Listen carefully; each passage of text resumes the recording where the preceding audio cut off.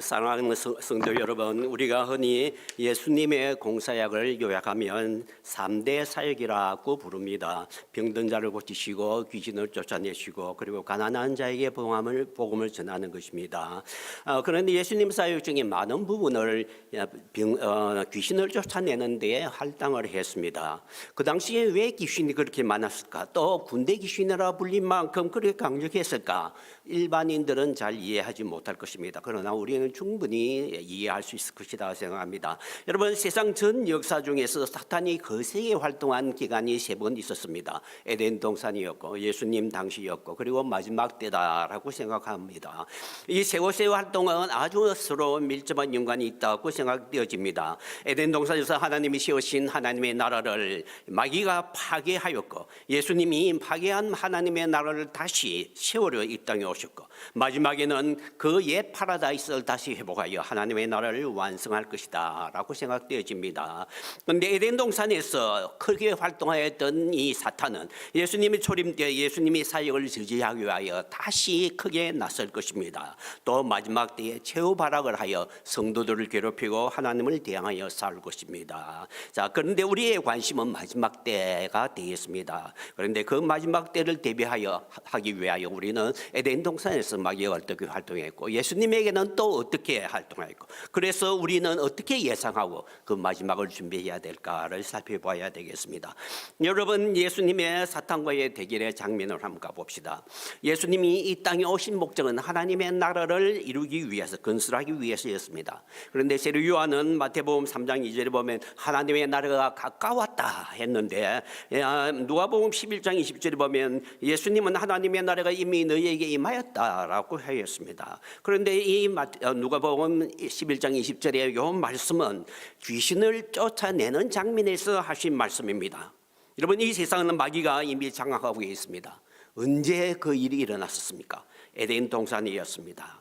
이제 예수님이 공사역에 들어가시는데 마귀에게서부터 마귀에게 빼앗겼던 그 나라를 되찾아 자기 나라를 세우기 위하여 사탄과의 대결은 불가피하다고 생각되어집니다. 그래서 누가복음 11장 21절은 계속하여 강한 자가 무장을 하고 자기 집을 칠 때 22절에 더 강한 자가 와서 그를 굴복시키고 그리고 그 믿던 무장을 빼앗고 그의 재물을 나누느니라 했습니다.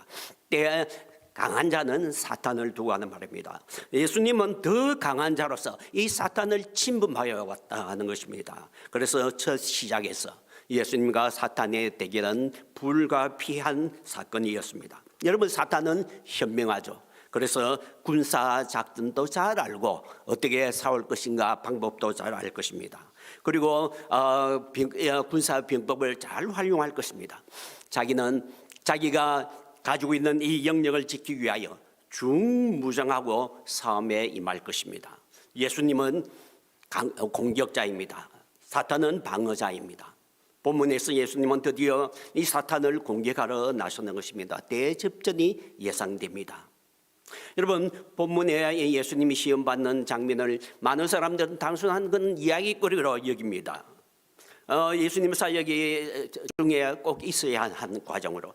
그래서 마귀가 슬그머니 등장하여 예수님을 유혹하려고 하다가 슬그머니 피해간 그런 별로 긴장감 없는 어떤 재미있는 그 이야기거리로만 치고를 합니다. 그러나 여러분, 우리의 이 양자 대결은 생사 대결이라고 생각하고 아주 긴장감 속에서 이것을 봐야 합니다. 여러분, 예수님이 마귀를 공격하기 위하여 택한 장소는 광야였습니다. 광야는 예루살렘에서 그 동쪽으로 사해 가까이 있는 그 부분을 두고 하는 말입니다. 그것은 히브리어로 예시몬이라고 부릅니다. 그런데 이 예시몬은 우리말로는 광야라고 번역했는데 황무지라고 번역하는 것이 더 옳습니다. 그리고 이 예시몬과 이 사해 바다를 함께 아울러서 그 지역을 아라바 지역이라고 부릅니다. 여러분, 아라바 기억을 해 주시기를 바랍니다. 대표적인 불모지로 여기는 곳입니다. 자, 이 예시몬은 에덴 동산과 대비됩니다. 에덴 동산에는 강이 흐르고 그리고 온갖 과실이 가득한 곳이었죠. 하나님이 아름답게 창조한 그 동산이 이제 왜 이 황무지로 예시몬으로 바뀌었느냐? 그것은 바로 마귀의 유혹에 우리의 첫 인류 조상이 타락했기 넘어갔기 때문이었습니다. 마귀의 장난이 확실히 드러난 곳, 그곳이 바로 이게 시몬 이 광야였습니다. 예수님은 거기에 이 마귀를 만나러 가신 것입니다. 다른 말로 하면 마귀의 본 진지를 공격하기 위하여 거기 가신 것입니다. 예수님의 공격 목적은 이 황무지를 빼앗아 파라다이스로 바꾸고 쫓겨났던 자기 백성을 다시 모아 거기에서 아름다운 행복한 삶, 안식을 누리게 하는 것입니다. 여러분, 이 전쟁을 위해서 예수님이 어떻게 무장하였는지 봅시다.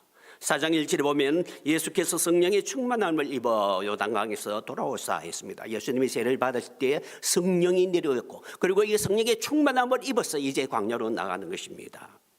중무장하였습니다. 그리고 예수님이 싸우는 방법은 금식이었습니다. 여러분, 전쟁에 나가려면 큰 전쟁을 앞두고 몸도 훈련을 단단히 해야 되겠고, 그리고 음식도 많이 먹고, 그래서 건강을 유지해야 안 되겠습니까? 그런데 왜 금식입니까? 금식은 자신을 죽이는 것입니다. 자신의 소욕을 끊고 비우는 것입니다. 여러분, 육의 소욕이 비워질 때에 성령님은 더 강하게 역사하는 것입니다. 이것이 바로 영적 싸움의 원리인 것입니다. 여러분, 일반적으로 시험 받는 날짜는 이 40일이 지난 뒤라고 생각합니다. 그러나 본문을 자세히 보면 40일 동안 이 시험은 계속되었습니다. 여러분, 4장 1절에 보면 광야에서 40일 동안, 그리고 2절에 보면 마귀의 시험을 받으시더라 이 모든 날에 했습니다. 여러분, 40일 동안 금식하는 그 모든 날에 마귀가 그 계속해서 공격하였습니다. 여러분, 금식으로 예수님은 육체가 나약할 때 연약하였죠. 그리고 상대방은 이 40일 동안에 자기가 가진 모든 무기를 총동원해서 예수님을 계속 공격했을 것입니다. 여러분, 마귀가 가진 무기들을 한번 생각해 봅시다. 바람, 비, 폭풍, 햇볕, 이런 등등의 예를 들 수 있을 것입니다. 예수님이 그 앞에 버티고 서 있는 모습을 한번 연상해 봅시다. 육체적으로 나약해 있습니다. 그곳은 험한, 그리고 그 광야이고 비탈이 심한 곳입니다. 그 빌타진 그 광야 언덕 위에 메마른 황무지 위에서 바람을 맞으며 또 폭풍을 대항하고 버티고 서 있는 그 모습, 때로는 뜨거운 햇빛이 거기에 내리쬐어서 목말라서 기신맥진해 있는 모습도 연상해 볼 수 있을 것입니다. 여러분, 마지막 때에도 이와 같이 못지않는 대접전이 예상됩니다. 마귀는 자기가 가진 무기를 총동원해서 성도들과 더불어 싸울 것입니다. 전쟁이 있을 것이고, 기근이 있을 것이고, 질병, 그리고 믿는 자들을 옥에 갇히고 죽일 것입니다. 모든 방법을 동원하여 성도를 위협할 것입니다. 성도들은 위협에 노출된 성도들은 연약하기 그지없을 것입니다. 그럴 때에 우리들은 금식하며 자기의 소욕을 더 낮추고, 그래서 성령님을 더 의지하여 전쟁에 임하여야 되겠습니다. 이렇게 40일 동안 예수님을 공격했지만 사탄이 이기지 못해 있습니다. 그래야 드디어 사탄은 자기의 본색을, 자기를 직접 드러내면서 마지막 승부수를 띄웁니다. 바로 유혹의 방법을 쓰는 것입니다. 이것은 위장전술입니다. 아직 싸움은 끝나지 않았습니다. 가압적인 방법, 그것이 안 되면 이처럼 유혹의 방법도 쓰는 것입니다. 이것이 사탄의 전략인 것입니다. 마지막 때에도 마찬가지일 것입니다. 여러분, 이 유혹의 방법에서 첫 번째 시험은 돌로 떡으로 만들어 먹으라 하는 것입니다. 예수님이 굶주렸을 때입니다. 이때 마귀가 4장 3절에 보면 너는 하나님의 아들이지 않느냐? 그러면 충분히 그만한 능력이 있지 않느냐? 이 돌들을 명하여 떡이가 되어 먹으라 라고 했습니다. 여러분, 에덴 동산에도 마귀가 하와를 유혹할 때에 먹는 것을 가지고 했습니다. 3장 1절에 보면 뱀이 여자에게 물어가로되 하나님이 참으로 모든 동산의 열매를 먹지 말라 했느냐? 그래서 3장 6절에 보면 여자가 그 나무를 본 적 먹음직도 하고 보암직도 하고 탐스럽게 한지라 했습니다. 그래서 하와가 그 열매를 다 먹고 말았죠. 여러분, 출애굽기에 보면 광야에서 사람들이 먹을 것 없는 것 때문에 하나님을 원망하고 배반하였습니다. 민수기 11장 5절에 보면 우리가 애굽에 있을 때에 거기에는 생선, 오이, 참외, 부추, 파, 마늘들 이런 것들을 마음껏 먹을 거늘 이제 11장 6절에 보면 이제 우리의 기력이 다하여 여기서 죽게 되었구나. 그래서 이집트로 돌아가자라고 반란을 일으킨 것입니다. 여러분 마지막 때에도 기근이 예상됩니다. 마태복음 24장 7절에 보면 처처에 지진과 기근이 있으리라. 이 모든 것은 재난의 시작이라 했습니다. 그러면 계시록 13장 11절 이하에 보면 이 거짓 선지자가 짐승의 우상을 만들어 거기 절하도록 합니다. 절하지 않는 자는 다 잡아 죽입니다. 그리고 성도들은 이제 절하지 않고 잡히지 않기 위하여 산으로 도망가거나 그리고 지하에 숨을 것입니다. 그러면 그 성도들이 색출하기 위하여 절을 하는 자에게 표를 주고 이 표를 가지지 않은 자만 매매를 할 수 있게 합니다. 성도들은 도망간 성도들은 굶주릴 수밖에 없을 것입니다. 여러분 이때에 우리들은 예수님이 이 대답에서 어떤 대답을 물리쳤는지를 보면서 우리의 자신들을 새겨야 되겠습니다. 마태복음 4장 4절에 보면 같은 시험의 대답입니다. 예수께서 대답하여 이르시되 기록되었을 때 사람이 떡으로만 살 것이 아니요 하나님의 입으로 나오는 모든 말씀으로 살 것이니라 하였느니라. 여러분 이것은 신명기 8장 3절과 4절을 인용한 것입니다. 여러분 신명기 이 8장에서는 너희가 광야의 때를 기억하라. 그 광야에서 아무것도 먹을 것이 없지 않았느냐. 그러나 하늘에서 하나님께서 양식을 내어주어 너가 먹지 않았느냐. 여러분 미래의 대환란에 지극한 혹독한 기근이 있을 때에도 우리는 예수님이 인용한 이 신명기 8장의 말씀을 꼭 기억해야 될 것입니다. 이제 두 번째 시험입니다.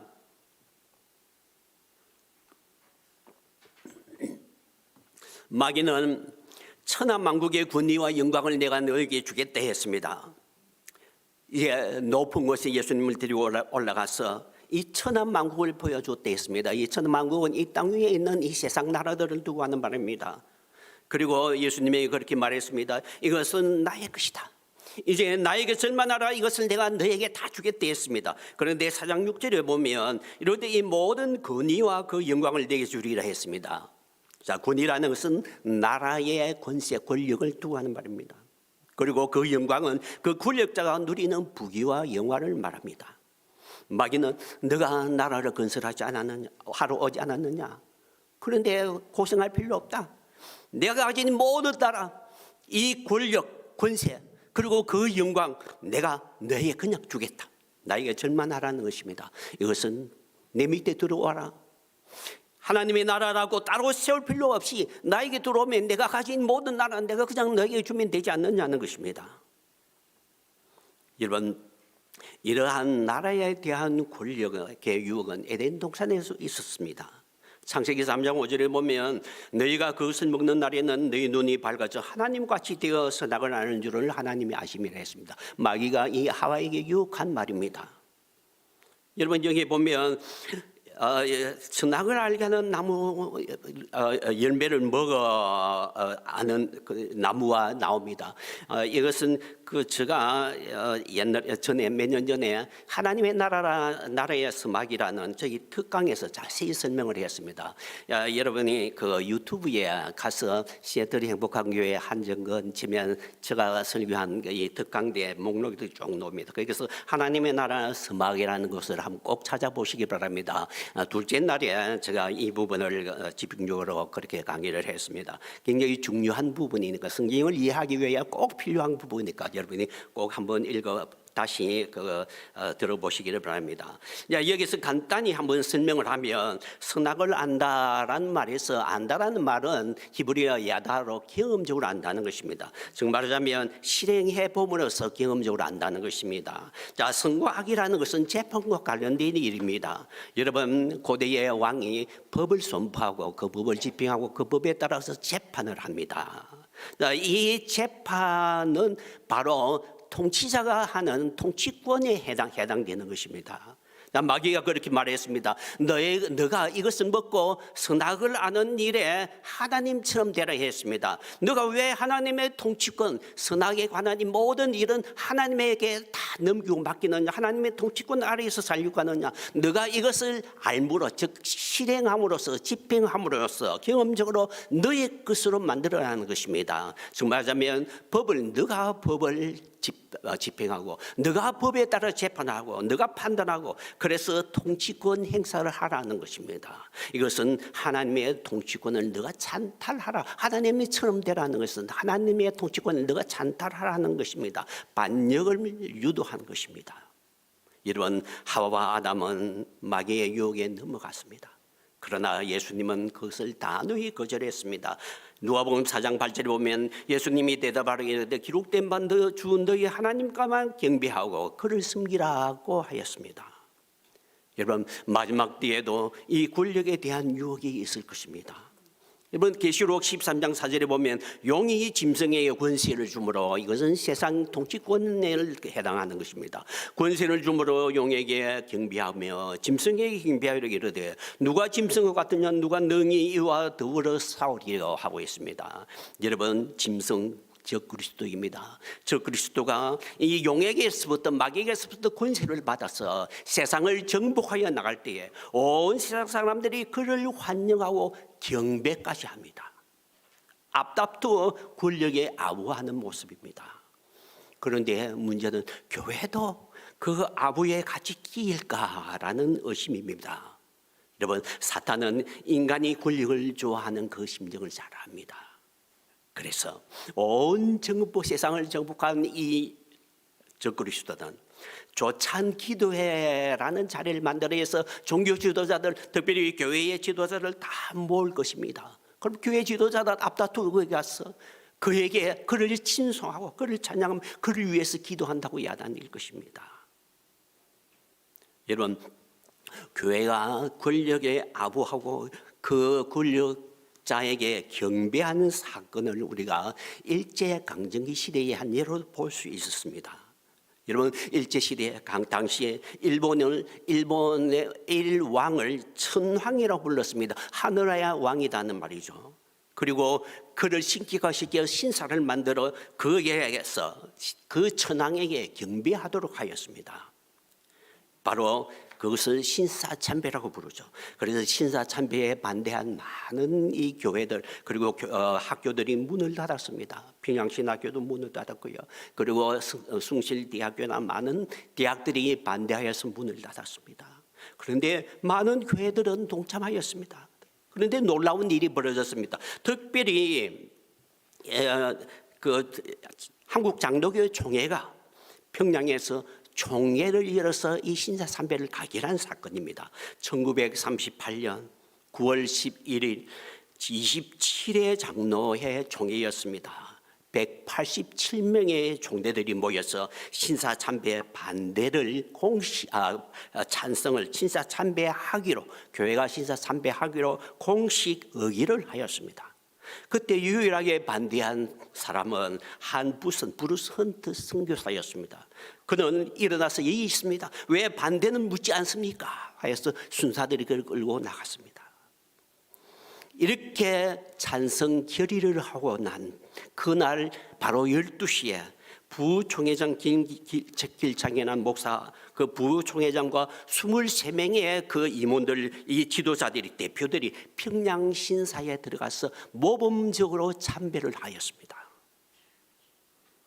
그리고 1943년에는 이 교회 지도자 임원들이 일본으로 건너가서 성지순례를 갔습니다. 그래서 신도 신사에 소위 가장 중심 그 신사에 가서 참배를 하고 그 기념사진까지도 찍었습니다. 여러분, 교회가 권력에 야합할 수 있다는 역사적인 교훈입니다. 그런데 일제시대도 그랬다면 마지막 때에는 그보다 더하지 않을까 우려스럽습니다. 그때에 우리들은 예수님께서 하신 이 말씀에 하나님의 말씀에 하나님께만 경배하고 그만 섬기라 하였다 라고 하는 이 말씀을 가지고 마귀의 유혹을 물리쳐야 할 것입니다. 여러분, 세 번째 유혹은 예수님을 성전 꼭대기에 데리고 와서 뛰어내리라라고 하는 것이었습니다. 누가복음 4장 9절 보면 마귀는 예수를 이끌고 성전벽 가장 높은 곳에 가서 뛰어내리라고 유혹했습니다.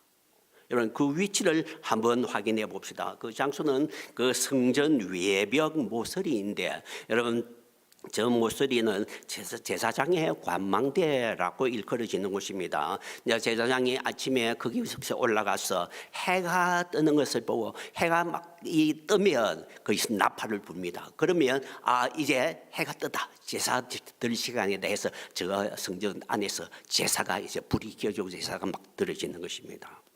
저녁 제사 때를 위해서 또 저녁에 제사장은 그곳에 올라가서 해가 딱 떨어지는 그 순간에 나팔을 붑니다. 그러면 저녁 제사가 딱 들어지는 거죠. 그래서 그곳을 일명 나팔 부르는 곳이다라고 불리기도 했습니다. 여러분, 그 로빈슨 아치라고 하는 그 들어가는 입구입니다. 들어가는 입구 위에 그 전망대가 있고, 그리고 그 아래입니다. 그 아래에 그 지금 우리가 가서 확인할 수 있는 현장입니다. 위에서 돌들이 던져져서 이제 길에 바닥에 이렇게 흠이 파진 곳이 있죠. 거기에 옆에 보면 큰 돌이 하나 있습니다. 그 돌에 글자가 새겨져 있는데 그 글자는 나팔을 부는 장소다라고 하는 그런 글자가 거기에 새겨져 있는 것입니다. 바로 그 위가 나팔을 부는 곳이구나 하는 것을 알 수 있습니다. 아마도 이제 마귀가 거기로 데리고 올라갔을 것이다라고 생각되십니다. 그 밑에는 많은 사람들이 그렇게 들어가는 성전으로 들어가는 그런 입구이기 때문에 많은 사람이 있는 곳입니다. 거기 무슨 유혹일까? 저는 굉장히 의심이 많은 생각을 했습니다. 고민을 해보았습니다. 그런데 제가 외국에 있을 때 1986년도라고 생각합니다. 그때에 한국에서 일어난 사건이 뉴스에 방영됐습니다. 그것이 뉴스에 방영됐습니다. 그것을 보고 이것이구나, 이것이 바로 저 마귀의 유혹에 했던 것이나 하는 것을 깨달았습니다. 여러분, 서울대학의 한 건물 옥상 위에 한 학생이 올라가서 민주화를 외치고, 그리고 자기 몸에 불을 붙여서 그 위에서 뛰어내렸습니다. 그 밑에는 많은 군중들이 모여 있었고, 그리고 기자들이 그것을 촬영하고 신문에 이렇게 내기도 했습니다. 그리고 뉴스는 그를 영웅 그리고 열사로 모시고 이제 그 시가 행진하면서 장례식을 행하는 엄청난 큰 장례식이 벌어지는 그런 일은 있는 그 또 방영이 되었습니다. 여러분, 그때에 그것을 쳐다보고 그 떨어지는 그 순간은 그를 영웅으로 생각하는구나라는 것을 깨달았습니다. 자, 1988년에 그 힌디에서 제가 재직하고 있을 때였습니다. 그때에 이런 사건을 친히 경험한 적이 있습니다. 그때 대학에서 학생들이 엄청나게 심한 데모를 했습니다. 행정동을 점거하고 그 안에서 계속해서 북을 치면서 노래 부르면서 선동을 하고 계속 이어졌습니다. 그러니까 거의 한 학기 다 돼갈 때까지 그 학생들이 도저히 수업도 하지 못하고, 그리고 도저히 안 되겠다라고 생각해서 신학과 학생들이 중심으로 하고 또 교수들이 함께 이제 쳐들어가자, 그들을 끌어내자 라고 준비를 했습니다. 그래서 시간이 되어서 그 밑에 모이기 시작했습니다. 그런데 이 데모를 주장하는 한 학생이 옥상에 올라가서 옥상 끝 난간에 있어서 칼을 배에 대고 내가 여기서 죽고 떨어진다 고함을 질렀습니다. 그때 이 쳐들어가자 모였던 그 학생들이 패닉이 되었습니다. 이 학생들은 오빠 그러지 말라, 떨어지면 안 돼 하고 울고요. 그래서 안에 있던 그 데모하던 학생들이 강목을 들고 나와서 휘두르고, 거기에 쳐들어가자고 모였던 학생들은 맞으면서 도망가고 엄청난 패닉 상태였습니다. 물론 떨어지지 않고 그런 사건이 수주문 됐습니다만, 이런 정말 충격적인 사건들이었습니다. 우리가 예수님의 장면으로 돌아가서 다시 한번 살펴봅시다. 실제 그림을 한번 그려봅시다. 예수님이 그 서신 곳은 그 밑에 많은 사람들이 들어가는 입구입니다. 거기에서 만약에 예수님이 서서 이렇게 외친다고 한번 가정해 봅시다. 나를 보아라. 나는 하나님의 아들 메시아다. 내가 여기서 뛰어내려서 그것을 증명해 보겠다. 그래서 그 밑에서 한번 그 위에서 뛰어내린다고 생각해 봅시다. 그 밑에 많은 사람들이 그 위에 보고 저 위에만 곳에 사람이 올라가서 아니 자기가 메시아라고 아니 뛰어내린다고 실제로 뛰어내리고 그리고 그 밑에서 천사들이 그를 받들어 사뿐히 그를 앉히고 그런 사건이 실제로 일어났다고 생각해 봅시다. 사람들은 눈이 뒤집어지겠죠. 그리고 그를 메시아라 우리의 왕이다 어깨에 태우고 바로 성전 안으로 들어가서 그를 메시아로 섬기겠죠. 서울대에서 그를 영시하고 그 장례 행렬을 이끌었던 그 이상의 어떤 사건들이 일들이 거기서 벌어질 것입니다. 이것은 예수님이 마귀에게 한 유혹 중에 너가 앞으로 그 고난의 길, 그 긴 그 사역의 길을 가려고 하느냐? 영웅이 되는 길을 택하라. 여기에서 쇼만 한번 해라. 바로 너가 왕 메시아로 바로 등극할 수 있지 않느냐? 이것은 고난을 배제하는 승리자가 되라는 유혹이었습니다. 마귀는 이렇게 속삭였을 것입니다. 너가 왜 그 어려운 길을 가려고 하느냐? 3년 동안 이 마을 저 마을 다니면서 복음을 전한다고 그리고 병자들을 고쳐주고 떡을 주기도 하고 그러나 그들은 결국 너를 배신할 것이 아니 배척할 것이 아니냐? 너가 왜 그 십자가를 지고 그 어려운 골고다 길로 가려고 하느냐? 그러지 말고 이 방법을 써보라. 한번 이 위에서 내가 메시아다 하고 떨어질 것이다 하고 깜짝 소만해봐라. 그리고 성경에 말하지 않느냐? 너의 발이 땅에 부딪히지 않겠다 하지 않았느냐? 그러면 이 한 방으로서 너는 메시아가 되는 것이야. 왕이 되는 것이야. 모든 사람이 너를 영웅으로 지키 세울 것이야. 이 한 방으로 끝내라는 것입니다. 여러분 1988년도에 제작된 The Last Temptation이라는 영화가 있습니다. 아마도 보신 분들이 있을지 모르겠습니다. 예수님의 마지막 유혹이라고 하는 제목이죠.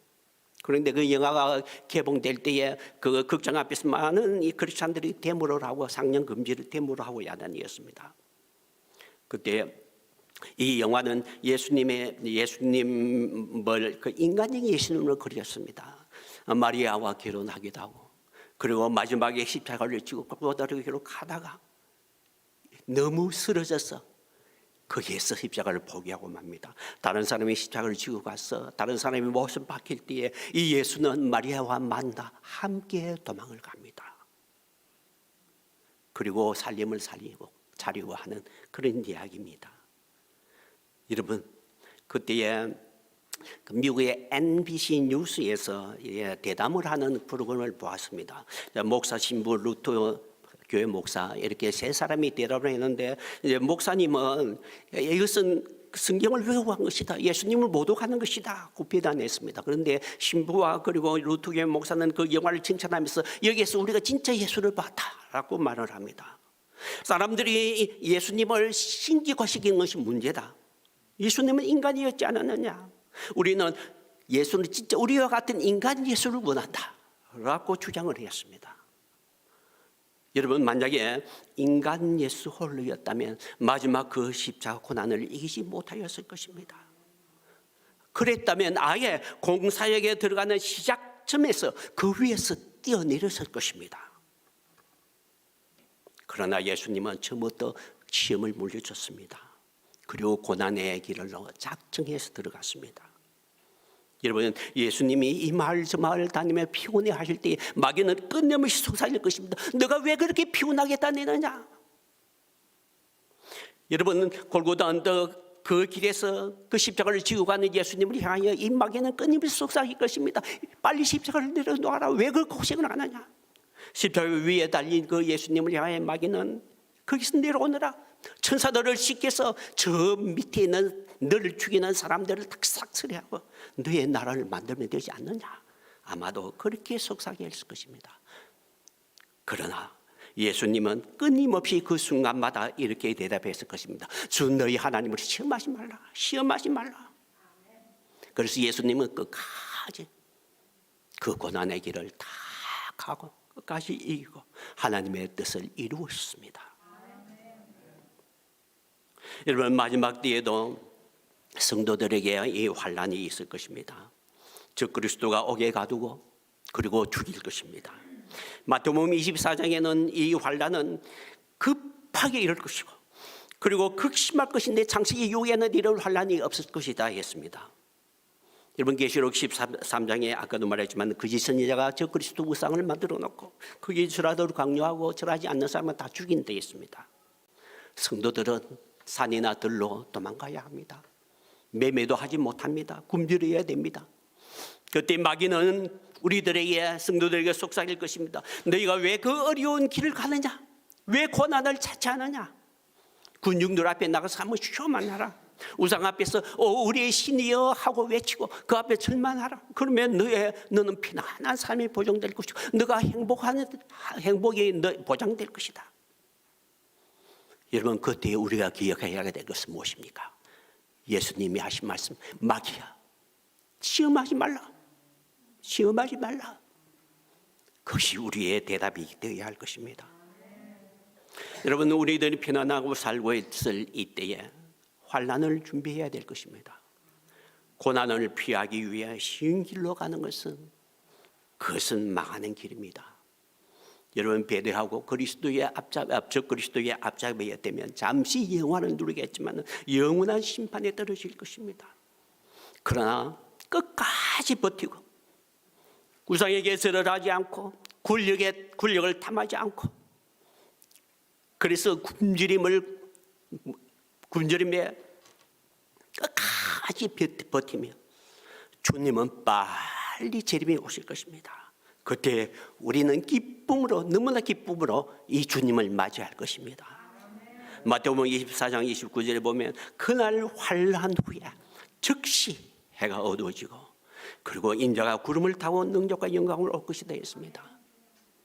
여러분은 계시록 19장에 예수님이 백마를 타고 오셔서 그 적그리스도와 성도를 괴롭히는 적그리스도와 그 군대를 쳐부수는 장면이 나옵니다. 그래서 19장 19절에 보면 땅의 임금들이 이 예수님을 대항해서도 싸웁니다. 그때 20절에 보면 짐승이 잡히고 그리고 거짓 선지자도 잡혀 유황불못에 던져집니다. 그리고 20장 2절 3절에 보면 용도 잡히고 그 용은 예뱀이요 마귀라고도 하고 사탄이라고 하고 잡았어. 3절에 보면 무적갱이에 던져 잠그고 했습니다. 이로써 마귀와의 투쟁, 모든 투쟁은 끝날 것입니다. 용이 없는 세상이 됩니다. 그러면 황무지가 파라다이스로 변할 것입니다. 여러분, 에스겔서에 이 파라다이스로 변하는 그 황무지가 파라다이스로 변하는 그 장면이 있습니다. 가봅시다. 에스겔 47장 1절에 보면 성전 문지방 밑에서 물이 나와 남동쪽으로 흐르는데, 자, 남동쪽 예시몬 쪽으로 흐르는 것입니다. 47장 7절에 보면 강 좌우편에 나무가 심이 많다 했습니다. 그리고 8절에 보면 이 물이 동쪽 바다로 흘러 아라바로 내려가서 바다에 이르니 이 흘러내리는 그 물이 바닷물을 되살려나게 합니다. 그리고 9절에 보면 이 강물이 이르는 곳마다 번성하는 모든 생물이 살고 고기가 힘이 많으려 했습니다. 여러분, 아라바 지역 예시몬 플러스 사이다 했습니다. 그곳에서 예수님이 시험을 받으신 곳이었습니다. 그 황무지가 그리고 사회가 다시 살아납니다. 나무가 생기고 또 열매가 맺고 꽃이 핍니다. 그래서 한번 봅시다. 에덴 동산이 예시몬으로 변했고 이 예시몬이 파라다이스로 바뀌고 있습니다. 여러분, 누가복음 4장에서 예시몬에서 시작된 마귀와의 전쟁, 투쟁, 그것은 시작됨이었습니다. 종점은 바로 이 황무지가 파라다이스로 변하는 것입니다.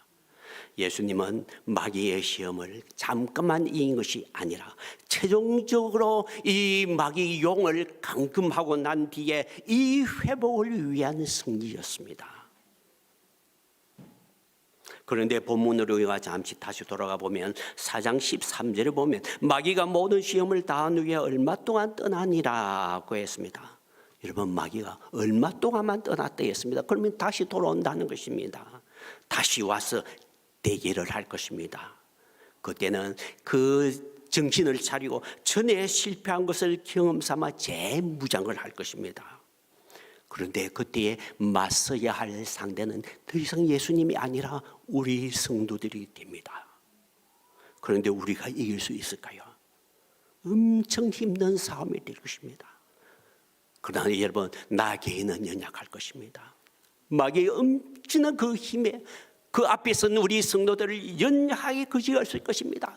그런데 연약한 중에서도 우리는 그때에 금식을 할 것이고, 그때 성령님이 우리들을 더 강력하게 역사할 것이고, 그때 사탄을 향하여 승리하고 이길 수 있을 것입니다.